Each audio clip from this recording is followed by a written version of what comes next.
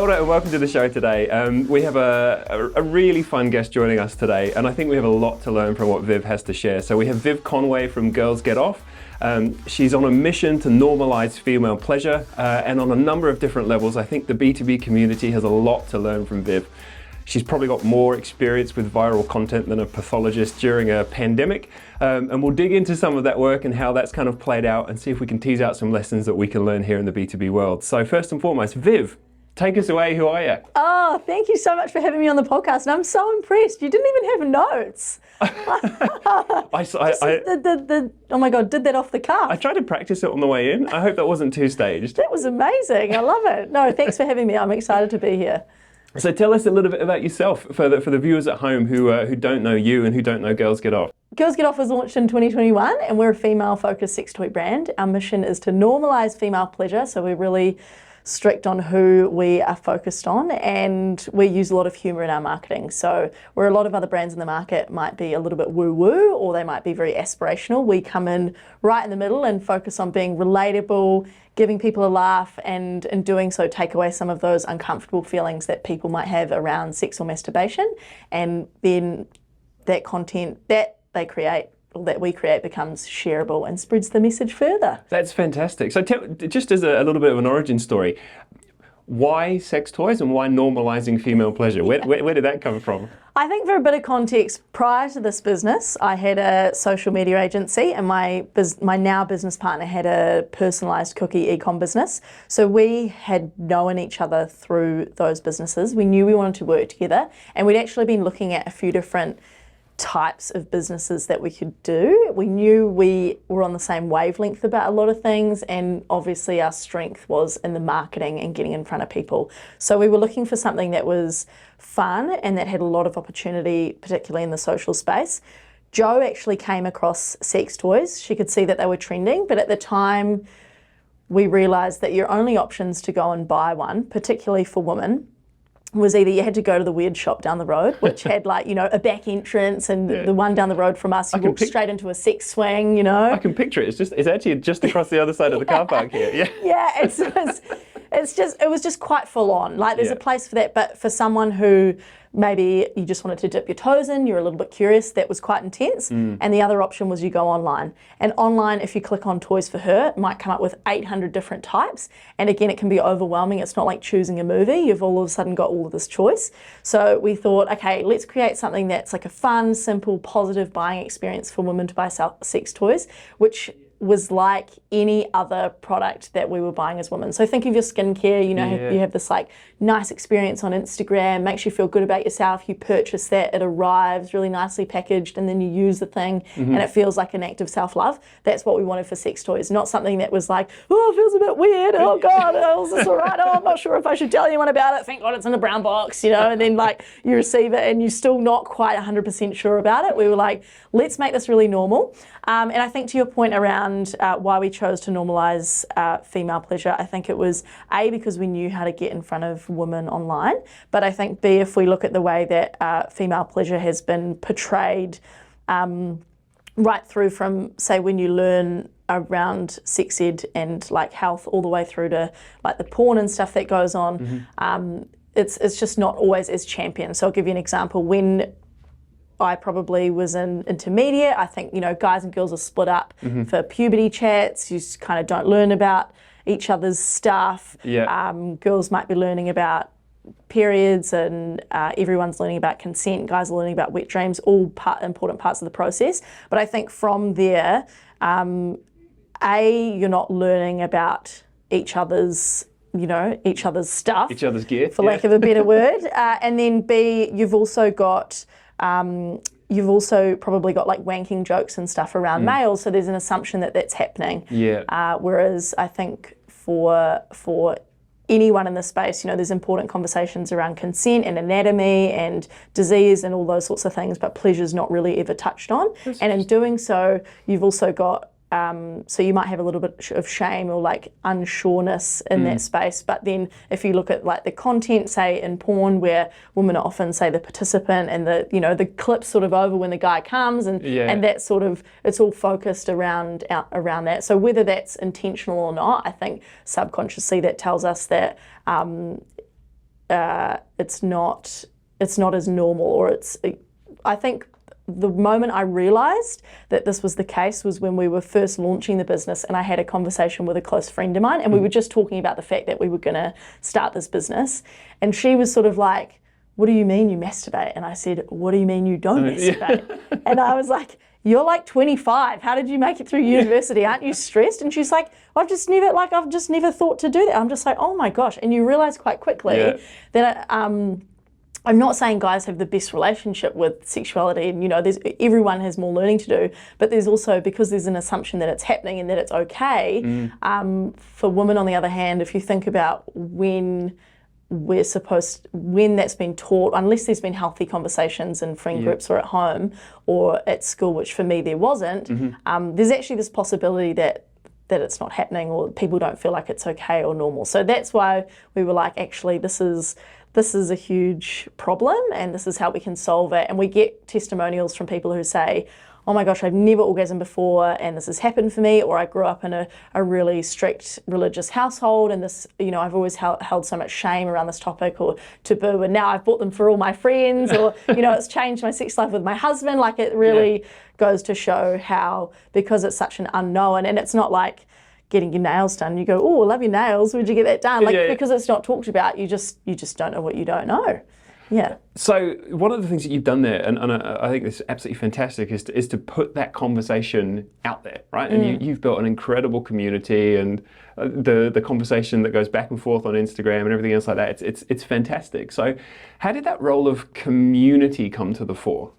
Yeah, we do focus and talk about how we're a community first brand. I think where you've got a product which is, there are plenty of similar products in the market, and for us it was important that when people bought from us, they were buying more than a sex toy, because this is such like a big problem in terms of people's perception of this. We thought, okay, if we can bring people in, like I mentioned, use this humour, make them, just relax. Like, it doesn't have to be so serious. Like, just have a bit of fun with it, feel good, and then feel like they're not the first either. So if they're following following our page, a part of the community, a part of the Facebook group, they feel like there's other people on this journey with them. And the way that we put content out, we're very careful that we're never going to be, we're never going to kink shame. We're not going to come across as like anti-male. That we're all about helping women take like personal responsibility for their pleasure, learning more about themselves so that they can communicate that with other people, and having that be just like a very normal and comfortable conversation. It's so cool. I mean, I've been following your journey for a little while. I mean, you're from Mount Wanganui, which is obviously our backyard as well. So it's been actually fascinating watching the journey for you guys, and just to see how it's gone from this idea to now actually becoming almost a movement. And I think one of the things that I've picked up on, and certainly one of the things that we saw here in our own backyard, is like some of the billboards that you guys put up, which are just unmistakable, unavoidable, like great big proclamation that, hey, here's a thing you should look at. What was the thought process behind them? How did you get to doing 12-meter long billboards that talk about making you moan? I think with this business, what's important to understand is that we're so restricted by the advertising channels that we can use. So, for example, Meta won't let us advertise. Like, we're just working around some little loopholes there at the moment, but that's for the we haven't done that before. We can do Google search. Google shopping's a real struggle. We can do even when we do billboards, which I'll get into. Like, a lot of places will say, "Oh, the landowner's too conservative." That's happened multiple times. True. It always comes up. Like, there's just constantly obstacles. So I think when maybe 90% of e-commerce businesses are probably figuring out how they can scale their Facebook ads and like use different content for that, we've literally just had to go out of the box. So we end up doing these billboards because we're like, oh, what can we do this week for attention, and how can we get in the press? So we've done a number of billboards. We have always done them with the intention of getting press out of them. We've never done them with the intention of, okay, how can we make sales from this? I think that's probably, or potentially that's similar for a lot of people. It's just a very top of funnel awareness piece. And I think the most notable ones were the ones that we did around Christmas time. It was probably 2020. or 2022, and Auckland had just come out of the long lockdown that they had. Was it 3 or 4 months? Yeah. We knew that they'd be itching to get out of town, and for those that are from New Zealand, I guess they know that a lot of Aucklanders have beach houses in Mount Maunganui. So we were like, how can we capitalise on the fact that they're going to be breaking out of lockdown, and that's going to be in the news a lot? And we thought, okay, let's put a billboard up that says Aucklanders are coming, so can you. Yeah. And initially when we went to put this billboard up, because like most things that we do, it's very last minute, we're like, we need this up on Monday, and it's a Friday, you know. And we were asking around, and again, someone said, oh, you can't have it at that site. The landowner's too conservative, but I just found a different site for you. And that guy actually used to sell sex toys, so he says, do whatever you want. Go for gold. We were like, perfect, what a breakthrough. So we had it on the state highway from where everyone would have been driving in to the Mount, and that day the traffic was so backed up at 2 p.m. I've never seen it like that before, and we actually saw a spike in sales from the billboard, which was just wild. In doing so, we did get an Advertising Standards Authority complaint, 1 or 2, but that billboard also was only up for a week, so the next week when we said Christmas is coming, so can you, that was nice. And because we got the complaint, we got press from that, and because our community is so invested, we made a bit of a joke out of that. That was the Karen piece? Yeah, and then Jo messaged me one night saying, like, I've got an idea, and she just had a billboard that we put up on social saying, Karen will give you something to moan about, after we'd sort of wound our audience up about, like, someone's complaining, you know, which made it even funnier, and then that was just the icing on the cake. That's so awesome. It was well-rounded. But what I love about that, and I think from the B2B perspective, it's definitely something that we can learn as well, there's this whole concept of aim for fame, which so few people actually kind of hang their hats on. But what I love about your approach there is you know, like, you know full well, like, the one billboard here in Tauranga for a week is not going to be that placement ain't going to change the game, but the mileage that you get off of it, for want of a better phrase. So how far and wide did that stuff go? I mean, that one, that ended up in Stuff, or I think it was the Waikato Times or something, which got pushed out. Or was that the Herald? Oh no, it was Stuff. It's Stuff, so it got pushed out across NZ, which was good. But we obviously leveraged that a lot. And the fact that we could then use that on social media, like, the audience just loves it. They just think this is such good banter, this is so funny, and it's just that brand piece. And hot tip, if you book billboards the week before, you often get distressed rates, so it works in our favour every time. Be disorganised, that's my top tip with billboards. That's awesome. Get the good rates. Last minute backfills, that's so good. So obviously, you know, you kind of talk about, like, the amplifying that out through social media, and you guys have done some pretty out there stuff, like the costume. I'm going to let you. I'm going to go bright red if I talk about it, so I'm going to let you do that bit. Again, I don't know how the costumes came up. I think it was honestly Jo one day again said, why don't we just get vulva costumes made? And that'd just be so funny. I'll get one made of, like, the toy, and one of her friend's daughters was studying costume design or something, so I think we paid $140 for one of the costumes. I wondered where you got them. Yeah, no, we're just homemade, and I got one made in Aussie and on this app called Airtasker, so same thing, you just meet someone random and some seamstress, and she's like, oh my gosh, this is the funniest thing I've ever done. So the costumes are really good, and again, like, we just always think about how can we be as, like, attention seeking as possible within obviously the, like, brand guidelines, and not doing anything to tear anyone else down, but always thinking about how can we just be really thumb stopping and attention grabbing, and that has seemed to work. So the costumes are something that we do use quite often. We did get to a stage where we were like, oh, we've been overusing these, so we've pulled back a lot, because we find that it is important to mix things up all the time. Like, we're quite big on keeping it fresh, whether that is within our own content of how can we do things differently, or it's if we do stuff and people catch on, then we change and do something different as well. But I think what's awesome in all of that is, and even what you're saying at the beginning of the conversation, is just the understanding that you have of the audience, you know, the understanding that you have of the customer, and how important. How do you kind of weave that in through the rest of the team and the business? Like, how do you get people on page, or is it not difficult because you're kind of, you know, you guys kind of are the audience? Like, how does that work? Yeah, I think what surprises a lot of people around who our actual target customer is that I think a lot of people think it's for single people and a little bit younger. And while we do have quite a large following of that demographic, if I talk to people in real life and I talk to someone who's 25, she'll say to me, "Oh my gosh, I love the brand. The confessions are so funny. I still need to buy a toy." If I talk to someone who's like 38, couple of young kids in a relationship, she'll say, "Oh my gosh, I love the toy. This is the best thing ever. I bought them for all my friends." So the person in a relationship wanting to like spice things up a little bit, probably with a little bit more disposable income, is definitely more our like top paying customer. Okay. And we just also use, say, like influencers that reflect that as well. So for us, we always found that if we used an influencer who was a little bit too polished, or they were too, say, beauty, or they were compared to someone who was like a regular mum or less polished, that's the only way I can explain it. I'm sure people can understand the difference between someone who's very like thirst trappy versus someone who's like keeping it real and like not wearing makeup on stories and talking about, I don't know, whatever the latest thing is happening in their life. Like, it's a very different influencer, and where the polished version has probably been who people would see as a traditional influencer, our customer and our community responds better to the people who are keeping it real, and that reflects our brand too. So, yeah. Where are you at in the journey now? Because you obviously started with selling online. How has that whole thing kind of played out? I know you're based in Sydney now, having started out in little old Mount Maunganui. Yeah, I moved to Sydney about 1.5 years ago, which has just been great, mostly for like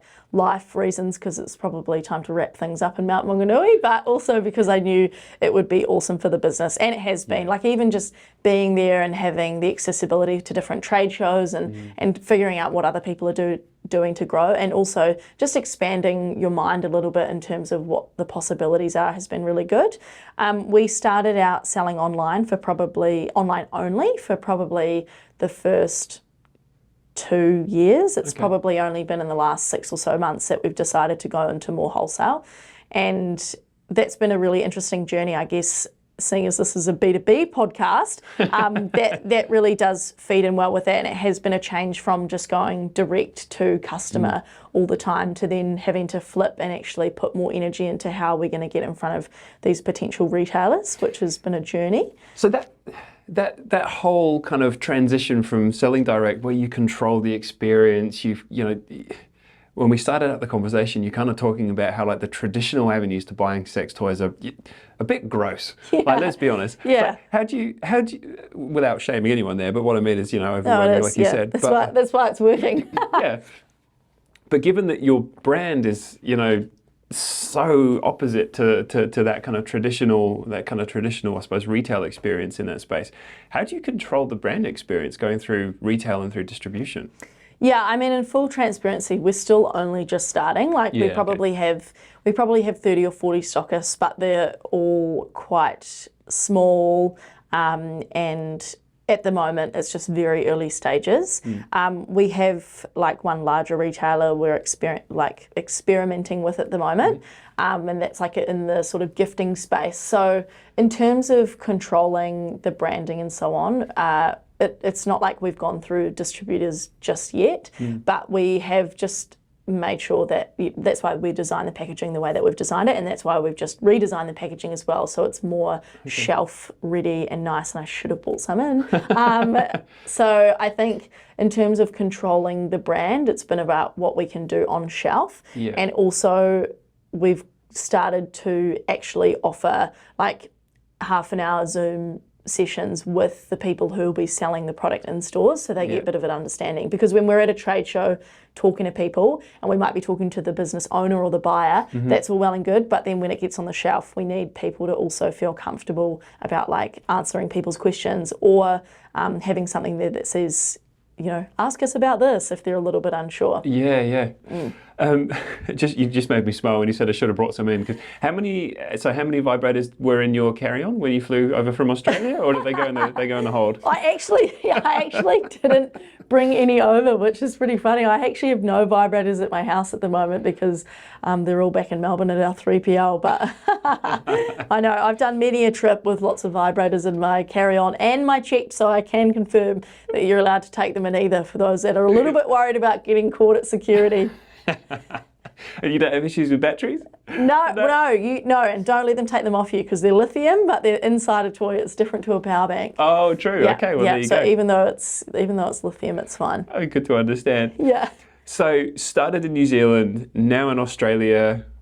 Where does the journey end? What does success look like? Yeah, success. We by end of 2027, we want to be in 20,000 shop doors. So we are still focusing heavily on D2C. That's our sort of bread and butter. But at the same time, we're figuring out how can we actually get this onto shelf. Because if we look at the trends, say in the UK, you've got, say, Boots Pharmacy. They've already got like butt plugs on the shelf. So True. They're a lot ahead of us. At the moment, we're still getting pushback from retailers. I have been having a lot of conversations and there's still a lot of like hesitation. Yeah. But like I mentioned with the billboards, that's just nothing new that's nothing new. Like when I had a conversation with a broker the other day and they said, oh, I'm really sorry. Like we love the brand, but you know, the buyers just aren't quite ready yet. I'm like, don't be too sorry. That's standard practice. But we are positioned and ready to get on those shelves when it sort of does come through. And it's a lot of retailers have got them online at the moment, which is great. It's just a matter of time before we see them in store, I think. Okay. But I guess because you're also part of, I suppose, normalising, that also works in your favour in the long run as well. Like that's a very long-term strategy. Yeah, totally. I mean, it'd be great if we could get on the shelf now, but it'd probably mean we'd have more competition as well. So that's true. Yeah, it's working well. It's fine. It's interesting that you say that they're on the shelf of Boots. I think of Boots as being really conservative. You know, like coming from the UK, that's you used to go there with your mum on a Wednesday afternoon after school to get your photos developed. Yeah. You know, like it's like. To now think that you'd be able to walk past that and see booty plugs, as you guys call them. Yeah. Cool. I mean, that's progress, right? Such good progress. And yeah, we'll just see. I mean, it's headed in that direction and the generation coming through as well. Like you can see the differences in perception at trade shows or expos between the age demographics of the, say, Gen Zers will say like, oh, I've seen this on Instagram, or they'll sort of be across it. They might not purchase because they don't have the disposable income. Yeah. You might have people in their 60s who are like really freaked out about it, or who are then like, oh, I'm curious about this and are like really receptive to it. So yeah, it's just about finding where we fit in. That's cool. That's really cool. And it will be... What I actually love about that is actually just like the long-termism of what it is that you're trying to do. Like you're not like, for want of a better phrase, like dropping your trousers on price and trying to just squeeze the sales out now. It's like, okay, cool. When you talk about the Gen Zs, it's like that's a journey. Yeah. And I think any marketer can learn from that, right? You know, like the customer may not be there and ready to spend money today, but you nurture that person over time, you nurture that audience, and that's a pathway to long-term growth, right? Totally. I think in the space we're in, because it's so hard to advertise, there's a few like really big players, the ones with, literally 6,000 or 7,000 SKUs, and they're the biggest players because they've been around for like 20 years. So they are also the ones who do drop the price on everything. So the only sort of avenue we have is how can we be better on brand? How can we beat them on community? How can we make people feel a part of something? And we've just got to like stick to our guns, even when it's so tempting to just go, oh, we need some cash flow. Sales promo. But like sales promos, they're not a long-term, A, they don't take any brains, anyone can have a sale, and B, it's just not sustainable either. So we just are always like very wary of when we do discount. No, that's awesome. I mean, like they're the traditional sugar rush, right? You know, like it's just like, oh, great, revenue's coming in. Did we make any margin? Well, no, we didn't. But exactly. Yeah, like you said, it's cash turnover for those things. But I think awesome for holding the line on that as well. You know, again, like that's one of those things in the world of marketing that everyone should kind of get behind. And like you said, anyone can discount. Anyone can discount. Yeah. So if you were to describe the Girls Get Off brand in like less than 10 words, how would you describe it? Fun, positive, community, and I think that's it. Do you know that's awesome. That's so good. You know, and real. Fun, positive, community, and real. Yeah. I love how tight that is. Like, you know, it's just these core pillars. There's a few things here that we're just doing a really good job of focusing on. It's a fantastic journey to have watched. What have been the highlights? Like, what have been the moments when you're like, yeah, this is going to be a thing? I think I mean, like starting any business, you're just so unsure as to whether it's going to work until you actually put it out there and see if people pay for it, right? You can do as much research as you like, but you're just not sure. And I think when we had hyped it up initially, and when we did launch the website, and I think we got 2 or 3 sales while we were just testing the website, I think for me, I was like, that doesn't happen. That never happens. You know, I think we'd planned to launch on the Monday. We put the website live on the Friday just to iron things out. We'd already been teasing what was sort of going to come, so we had the website linked on the Instagram, and to have made like 2 or 3 sales over that weekend before we'd even announced that it was live, that said to me that there's people obviously having a little look around, and there's enough of those people that we've made 2 or 3 sales. And I think that was definitely a highlight to go, okay, wow, we've actually got something here. Other highlights have been, oh gosh, I need to start writing them down because there's so many funny things that happen. It's been really cool getting into some of our larger, like the larger retailer that we're in at the moment is called Giftbox, which has got just over 200 stores in Australia. So we're doing a little trial in like 10 or 15 with a couple of other cool brands. So that was a pretty cool move. Yeah. And I think, gosh, what are some of the other things? I think when a video goes viral, or we do viral content on the back of billboards, or if it's making people dance for free vibrators down at the promenade on Bondi, like the dopamine rush obviously feels pretty good when you're like, yes, the people love it, especially if there's a video you're like, oh, I'm not really sure how this is going to go. Yeah. But when you can see that people are like connecting and they love it, then that's always a highlight. I mean, some of the stuff that you guys have shared, there was one particular video, it was, I think it was Joe and someone else from your team working with Google Translate to basically put words in one language and put out something that sounds a bit filthy in another one. It was so funny. I bet you shared that around the office, you know, hey guys, look at this. So you should know that it goes further than just your audience. And that's why it's so important that we make it funny, because you're never going to share around the office, anatomy of a vulva, or like 5 facts you should know about masturbation. Like there's a place for that, and that's really important. And there are brands that do they do really well at that education piece. But for us, if we create something funny, it makes you laugh, you're going to share it with everyone, and then all of a sudden we're in front of people and you don't feel weird about it, you know? You wouldn't share that around the office, but it makes it fun and normal. That's awesome. That's so cool. It must have been quite a moment when you signed off on like the first like production run. Like, was that like a response to an email? Was that a click of accept? Like, what did that look like? It was just so nerve-wracking, because initially we thought, okay, what's the minimum we can do to just get this off the ground? Yeah. And we were like, let's just get 500. And then to get 1,000 toys, to get the customizations we wanted, we had to get 1,000, and we were like, oh, well, I guess we'll just buy 1,000 vibrators then, and if it doesn't work, we'll just have 1,000 in Joe's garage and we can give them away to our mates. Like, that was the plan. So, it was pretty funny. I mean, from the B2B perspective, I know, like, typically historically it's been quite sterile, but so much of what you're talking about here just rings so true. You know, like you're talking about struggling to access a market because you can't advertise. Like we come, you know, in B2B, like sometimes we struggle to reach the right people, and you have to get a bit creative to kind of skin that cat. Attention, like how do you make something that's either, you know, in the context of B2B, sometimes the stuff ain't that exciting. Yeah. You know, like screws. Yeah. But I think there's so much that you've talked about there about making it fun, making it relatable. Yeah. Are there any other tips, tricks, and like lessons that you would share from your experience in D2C side of things that you think we could learn from in the B2B camp? I think one of the things that has really played in our favour, and because we focused on D2C and building that brand, when we decided we're going to do retail, like we're going to go into retail, we want to be in pharmacies, like this is, you know, and we're in a few, maybe say we're in 10 already because people from our audience had just decided to start stocking us. We thought, you know, we've got mates who've got sales reps, and they go around and they do like shop visits and cold calls and stuff like that. So we started with like, all right, let's start with cold calls, because we don't have like a food product where we can just give them samples. So we thought, let's just pick up the phone and start ringing people, and we'll get lists made of all these different pharmacies.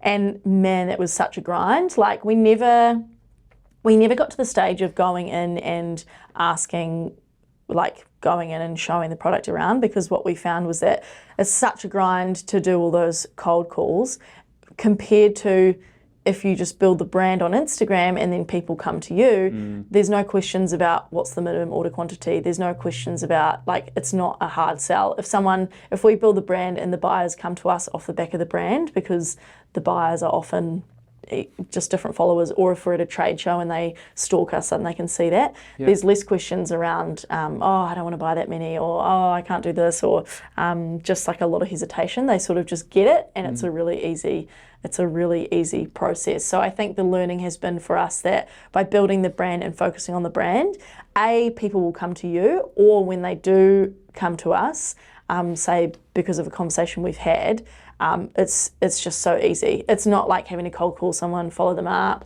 do all that little hustle and send them samples and then follow them up again and really build that. It's been definitely the long term, and it's been a long play, but it's been way easier.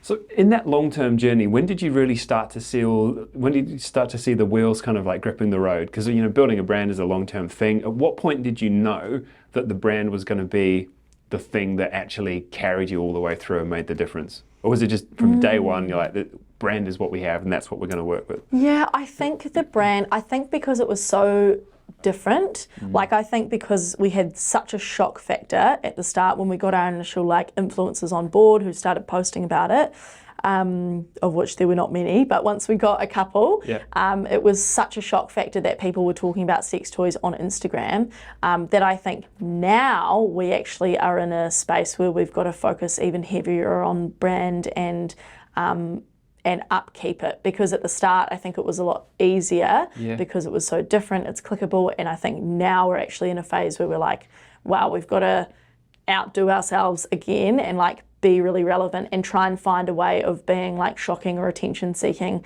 like we used to be, because we can't just show a vibrator and be shocking anymore. It's got to be something different, and whether that be with a content or something else, it's got to be different. I look forward to seeing what some of that looks like, because I can't, based on what you see, based on what you guys have done already, that only stands to be just awesome and fun. Yeah, I think it will come. It always comes back to content for us, but there's other sort of things that we're working on in terms of, all right, we've kind of got a lot of the low hanging fruit, and we've built a really good audience from socials, and now we're like, how can we take this and get people from other avenues and get in front of customers in other ways, whether that be at in-person shows like we've been doing, or just other marketing channels. We'll see. Oh, that's cool. On the brand though, and tell me if this is a question that I can't ask you on air, so to speak, but where do you sit in terms of pricing, relative to other people in the market? What does the brand afford you in terms of pricing power? I think as far as sex toys go, we're actually quite mid-range. Okay. In terms of, it just depends who you're talking to. So some people, for example, if I compare our most popular toy, Missy, with other brands, a lot of people will have only heard of the Satisfyer Pro, or I think there's Satisfyer Pro is sort of the main one that people might have heard of, or the Womanizer. That's a terrible name. Yeah, exactly. It's awful. I know. So especially with the Satisfyer, that's a really low, it's a lower price point. For the same sort of function kind of toy, a lot of toys are actually in the over $200 mark, and ours is about $145. So a lot of the toys, and more of the toys in the market, are probably over $200. So if I talk to someone in person at an expo, for example, if I'm talking to someone who's bought sex toys before and who's been to a lot of sex toy stores, or they've had exposure to that, they go, oh, this is really reasonably priced.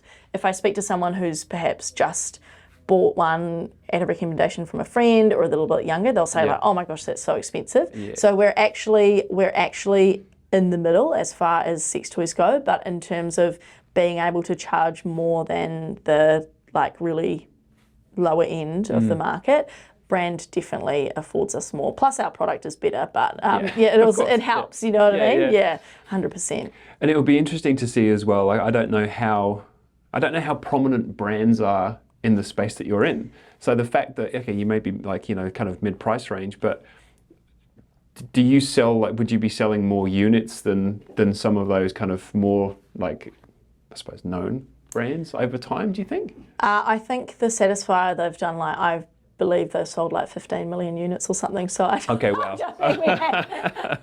All right. There's something wild like that. So not quite. Not quite. But people don't have a connection to those brands like they have for us. They'll have a connection to the product, or they'll love the product itself, but they don't have they're not loyal to those brands because they're huge and they have names like the Womanizer. The Womanizer, which is as soon as you said it, a nod to the patriarchy, you know, like, so it's just not. Yeah, they're not connected to the brand. They're only connected to the product. So there's a huge opportunity for us in there. And how does that then play out in things like cross-sell? Like, do you have, like, of your customer base, how many of them have kind of multiple different variations? They buy the juicy, they've got the booty plugs. Like, what's that kind of like ownership piece look like? Yeah, we do have I could pull some stats for you, but I don't know them, which I should. But yeah, we do have a lot of people who come back for more. When we launched our second toy, we thought we'd, again, do something a little bit different and fun, and we actually sent everyone who'd purchased from us before like a physical letter, giving them, again, discreet, so it looked like a bank statement. It came in like a plain white envelope with no like sender address. And we gave them like special access to our new product, but we wouldn't show them what the product was. So they could scan the QR code and go onto the landing page, but it was just like this mystery product. It had testimonials from people that had been in the testing phase. And so they were just sort of putting their trust into us in terms of like, you know, all right, I'll trust you guys. And I think we got close to 1,000 pre-sales from that, which was just epic. So in terms of like people trusting the brand, huge, yeah. So, and the price point of that is what? The price point of that was $169, but I think we gave them like a 15% secret discount. Yeah. But that's awesome. I mean, to get people to spend $170 on a thing, something that they don't know what they're buying. They don't know what it is. A mystery pink object. Like we by that stage, for a number of different reasons, we'd actually only had one toy for about 18 months. So people were like in our DM saying, "When are you going to bring out something next? Like, what's the next product?" And we were like, "We know this was supposed to be 6 months ago." So yeah, we'd already had some hype and people were expecting it from us, but it was pretty cool to see people take us up on that. Oh, it's awesome. I love that. It's a great campaign as well. A great way to launch a product. I think that's fantastic. Yeah, the physical mail is definitely, like, in terms of actual return, like, it was a little bit of admin to actually get that set up, and like a lot of things that we do, and I'm sure other business owners will relate with, just like genuinely not knowing how you're going to do something, just having the idea and figuring it out. It was a little bit of admin once we got it going, but once it did happen, it performed just as well as, say, an influencer, like in terms of the return on what we spent. Yeah, that's cool. I mean, it's interesting. I mean, we've done a lot of actual physical stuff ourselves this year. We sent cakes, not access to vibrators, but and there was a whole campaign that went with that. It's worked really, really well for us. But we've actually seen a number of people kind of like going down that avenue. Like I said, digital channels are totally like crammed full. Yeah, like in the B2B space as well. Like, there's always that, like, am I getting in front of the right person piece? So we're almost seeing a bit of a renaissance around physical. Yeah, and like no one gets mail anymore either. 100%. Like, I think my parents were saying the mail only gets delivered like 3 days a week or something where they live. It's not every day anymore. No, no, I think it's it might even only be Tuesdays and Thursdays. So it's a pretty uncluttered channel. Yeah, we did. I mean, we did have a couple of people with that situation where their mail had been opened by like a PA or something, and so there was like a few unhappy people. But did the PAs bought it? Did they? Or? Yeah. As a percentage, it was like less than 1%. It was like tiny. So do you ever worry about that percentage that's going to get offended? Because I think it's a really, really interesting kind of final point here. Is like, what do you do? What do you do with the people that you know you're going to marginalise? Yeah, I mean, in that situation, like, we obviously don't want. Because we push the boundaries so often, we do run the risk sometimes of falling. You know, we're always going to be at risk of taking it too far. Yeah. But it always obviously comes from like a very playful and kind space. Yeah. In that situation, I feel like sometimes the negatives, like as humans, they just stand up more than the positives. So we felt really bad, and we're like, oh God, I'm so sorry, you know, because it's not a comfortable conversation for everyone. But yeah, in that situation, we obviously dealt with everyone individually who was a little bit upset. But I think there was like 5 or something. But it's still not. You don't want to have that on people. But we knew going into that was a possibility. That's why we tried to make it really discreet. But yeah, not always the case. Yeah, I mean, I guess there's always going to be the people who love it. Exactly. And then there'll always be, like you said, like the loud ones on the fringes who and people did love it. You know, we had people posting it on their like Instagram stories being like, I can't wait for what's next. So, you know, when you send it to over 10,000 people, you're going to get some haters. Yeah. That was just such an enjoyable conversation. Thank you so much. And I hope that our B2B audience here can kind of pick up some of the trends of, you know, some of the parallels, accessing markets that you struggle to, you know, like for your case with the fact that your advertising channels are shut down. I love the conversation around like aiming for fame and actually using the billboard as a way of, you know, taking it out and further than the actual reach of the actual physical object.